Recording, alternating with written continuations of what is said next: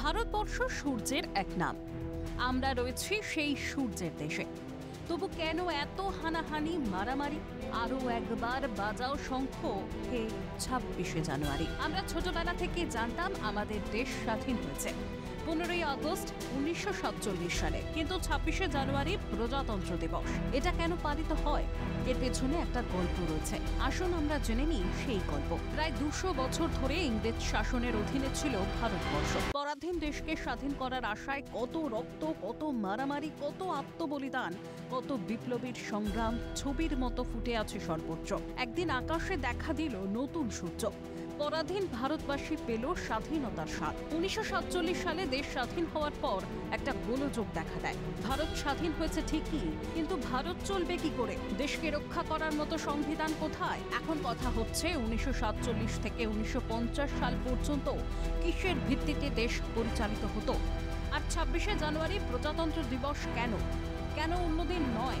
এর কারণ হলো 1950 সালের আগে ভারত শাসন হতো একটি অ্যাক্টের মাধ্যমে। নাম ছিল গভর্নমেন্ট অফ ইন্ডিয়া অ্যাক্ট 1935। 1935 থেকে 1950 সাল পর্যন্ত এই আইনেই দেশ শাসন হতো।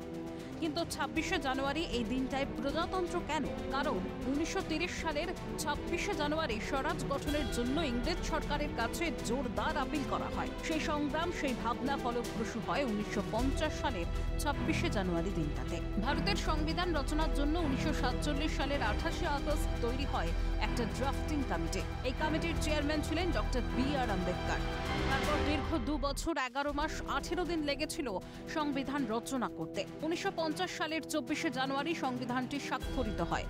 ঠিক এর 2 দিন পর, অর্থাৎ 1950 সালের 26শে জানুয়ারি, এই দিনটাতেই আমরা প্রজাতন্ত্র দিবস পালন করি। এই দিনে ভারত একটি ধর্মনিরপেক্ষ এবং গণতান্ত্রিক রাষ্ট্রে পরিণত হয়। এই বিশেষ দিনে সারা ভারতে কুচকাওয়াজ, পতাকা উত্তোলন এবং বর্ণাঢ্য অনুষ্ঠানের আয়োজন করা হয়।